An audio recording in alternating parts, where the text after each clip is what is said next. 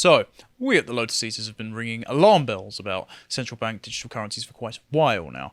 Beyond the stated intent by political leaders and international institutions to force us all to go cashless, we may be beginning to see the evolution of the infrastructure that will actually be the practical route to central bank digital currencies being rolled out internationally and in our independent countries. Whereas the safe and effective medical treatment, passports, were the wedge issue for digital ID systems, it may be that the state is legislating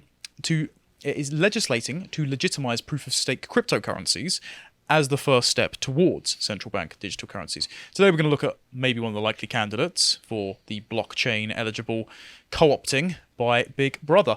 Speaking of central bank digital currencies, if you'd like to go and visit our website, you can watch Harry's video on this, where he gives you a nice frame of reference if you aren't familiar with just how dystopian the term is, by going through the Chinese social credit system and one of my personal favourite episodes of Black Mirror, 15 Million Merits. One of the most outlandish, and it turns out that we're all going to be living in the metaverse soon, creating renewable energy by sitting on bicycles so we can earn little digital credits to spend on our avatars, and it wasn't that too far-fetched after all.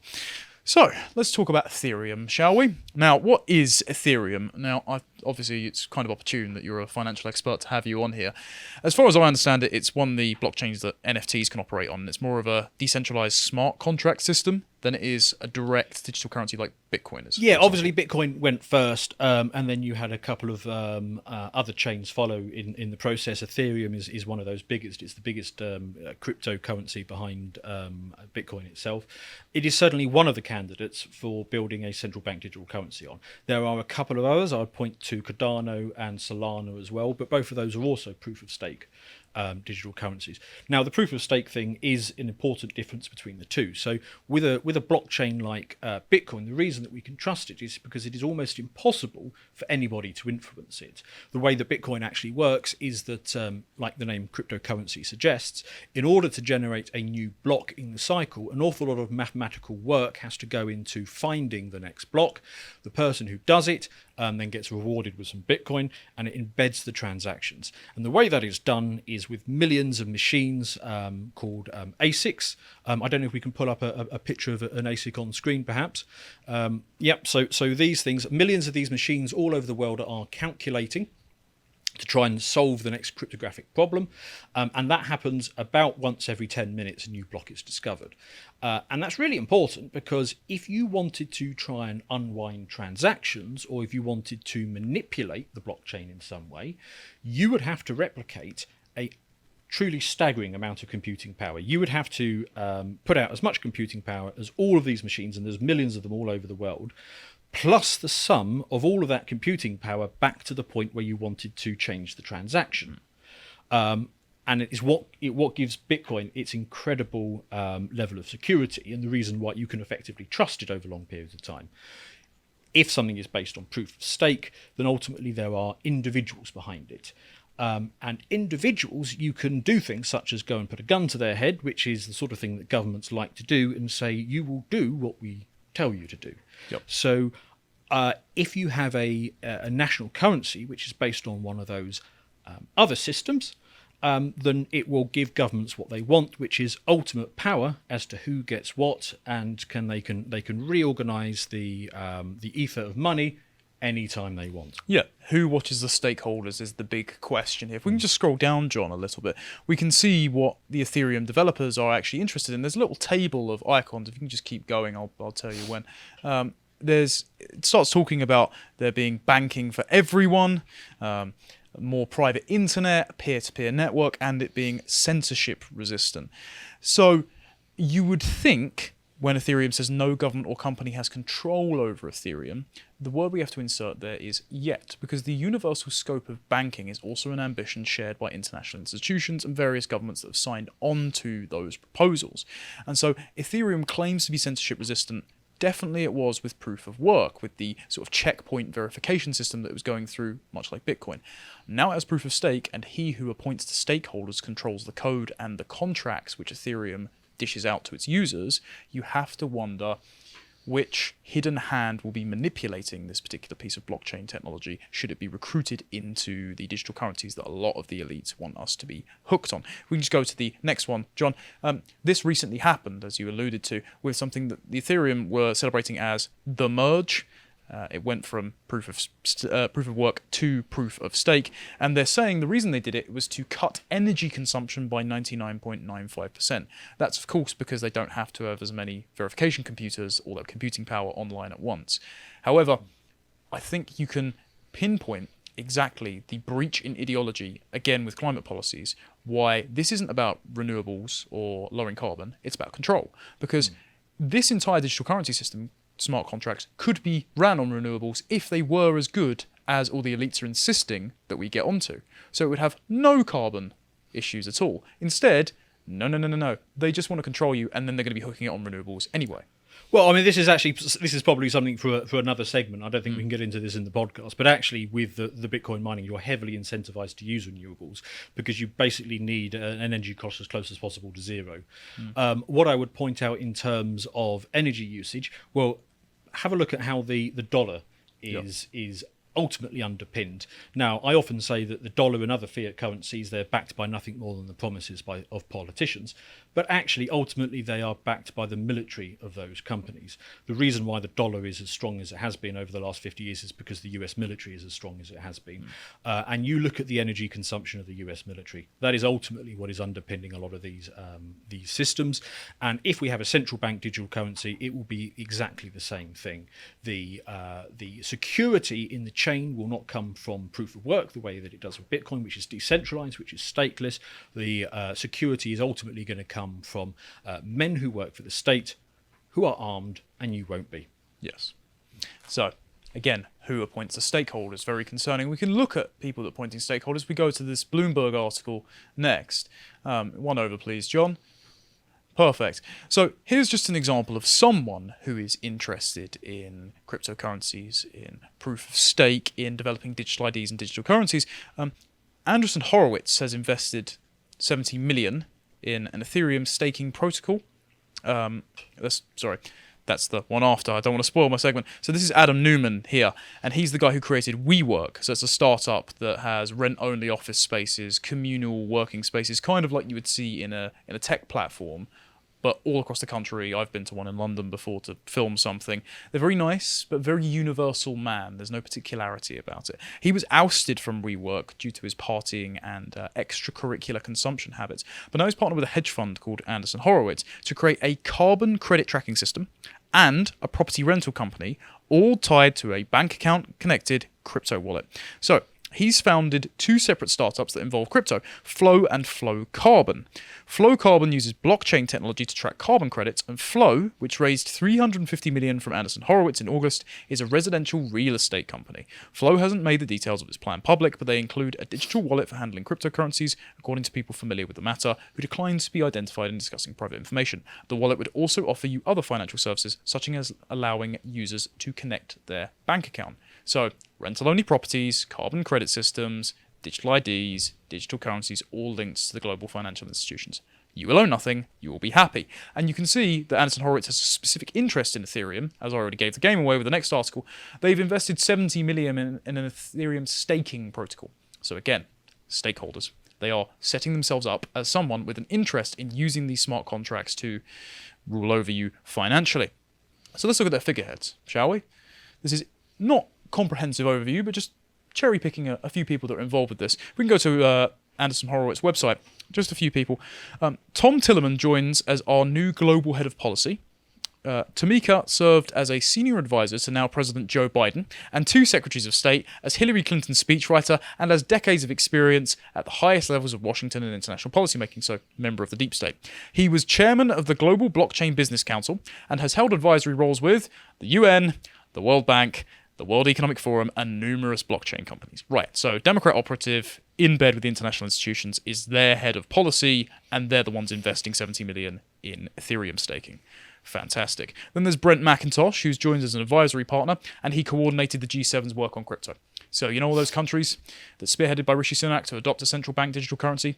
Yeah, he's in charge of investing this as part of this hedge fund. Then there's Rachel Horowitz. She was Coinbase's first vice president of communications. And Coinbase, the cryptocurrency exchange platform, has partnered with the World Economic Forum. So you see how all these dominoes are beginning to fall with people who have their hands in many pies going, this is an interesting technology. Why don't we use this one specifically?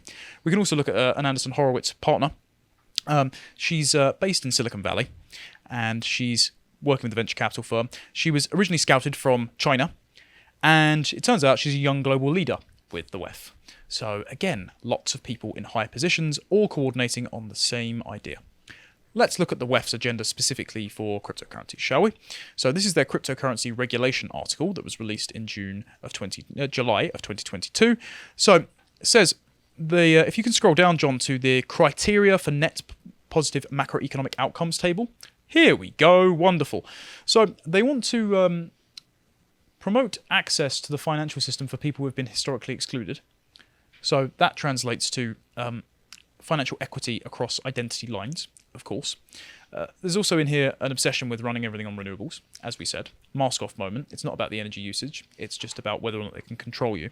And then they start talking about the different countries in this article. If we can scroll down. So they say for the European Union, at the end of June 2022, the Council Presidency and the European Parliament reached a provisional agreement on the markets in crypto assets proposal, which covers issues of unbacked crypto assets and stablecoins, as well as the trading venues and wallets where crypto assets are held. They concluded that if they're going to adopt crypto, there's going to be a €200 million per day cap on daily transactions.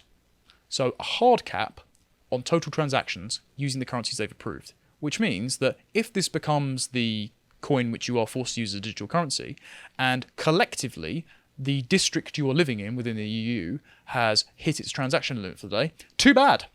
Doesn't matter what you want to buy. Then they also talk about the US. This is a direct quote from them as well. So I guess it's just a conspiracy theory to say it's all happening at once. Almost simultaneously, the United States Department of the Treasury issued a framework for the international engagement on digital assets, which organizes the collaboration across the G7, the G20, the Financial Stability Board, the Financial Action Task Force, and the Egmont Group of Financial Intelligence Units, the Organization for Economic Cooperation and Development, the OECD, other standard-setting bodies, the International Monetary Fund, the IMF, the World Bank, and other multilateral development banks and other regional and bilateral engagements. So how did they all agree on this one thing at the same time? If we go to this document from 2015, a blueprint for digital identity. Now, I brought this up recently, considering Goldman Sachs were going to all of the Biden administration meetings with Silicon Valley tech platforms to see who was kicked off. We can scroll down to page 12, please. Look at that. So for those who are listening in, it's the Bill and Melinda Gates Foundation, Thomson Reuters, MasterCard, JP Morgan Chase, Lloyds Bank, Deutsche Bank, Visa, Barclays. I can just list them all day. It's every single financial institution. But on the right here, it says the Australian Government Digital Transformation Office, the UK Cabinet Office. Did we vote for this? No. So we're doing this behind the scenes. So again, this is a foregone conclusion. They are trying to get us on digital currencies, which they can manipulate, inflate, or confiscate at will. If we can go down to page 17, please. This is what they have in mind. Public transactions and private transactions. So that means your ability to vote, your ability to bank, your ability to take out loans, whatever you buy. And in this document, they actually say about a corporate citizen's ID. So their approved companies that are on ESGs will be the ones linked with digital currencies. And with smart contracts included, do you remember when the Bank of England said they could be programmable by a state or employer?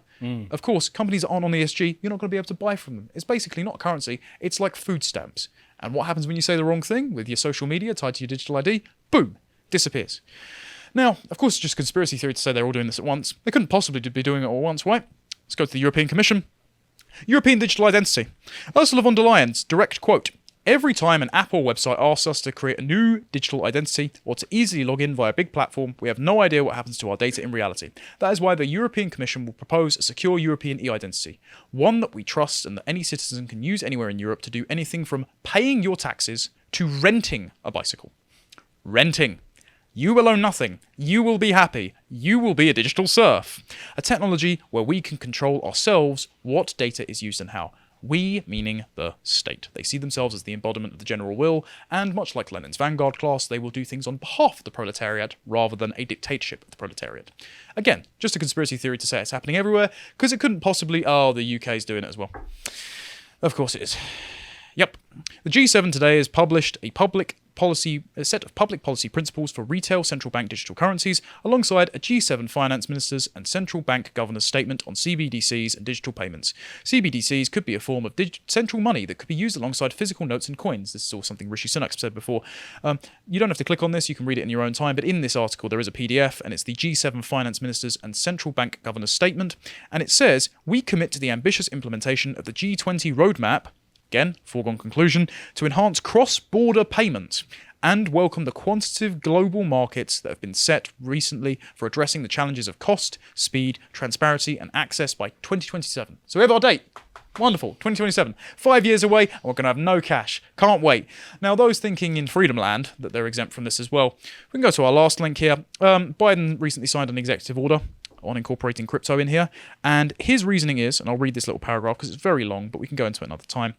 The United States has an interest in responsible financial innovation, expanding access to safe and affordable financial services, and reducing the cost of domestic and cross-border funds, transfers, and payments. It's like the same person wrote these briefs. Including through the continued modernization of public payment systems. We must take strong steps to reduce the risks that digital assets could pose to consumers, investors, and business protections, financial stability, and financial system integrity, combating and preventing crime and illicit finance from the Bidens, really, national security, the ability to exercise human rights, financial inclusion and equality, and climate change and pollution. It is the instantiation of ESGs within the financial system. And if you do not like it, tough luck, because you will be forced to abide by this when they eradicate your hard fiat currency. So, of course, it's probably just all a coincidence that the WEF and hedge funds and businesses and governments are all just working on this all at once. It's undeterminate whether or not Davos is giving the orders, or if they're just a nexus, or where all our leaders can meet and propose policies that they already agreed upon anyway. But I'm sure after all the receipts we provided, it's just a conspiracy theory, isn't it? Well, here's one more conspiracy theory for you. They're going to let the financial system get to such a state that the only way people can make it through the week is with a universal basic income of some sort, and the only way that you'll be able to get that universal basic income is if you sign up to their central bank digital currency when they're ready in a few years, and then they're going to have you trapped on the system. And then they can simply phase out all other forms of payment. You have to use this, and the infuriating thing about it is because they will be offering free money. When we get to that point, those of us who speak out against it, we're going to be called heartless. Don't you want people to get free money? It's going to be like it's going to be like the last 2 years, like the furlough all scheme, over again. Yeah, like the pilot schemes in Canada and California. It's not a recession; it's a controlled demolition. If you appreciated that segment from the podcast of the Lotus Eaters, you can go to lotuseaters.com to get access to all the premium content we have on the site, such as the premium hangouts we do. This one on Are There Big Cats in the UK? And if you'd like to find out what else we're putting out, you can follow us on Getter at lotuseaters_com on Getter. Thank you and goodbye.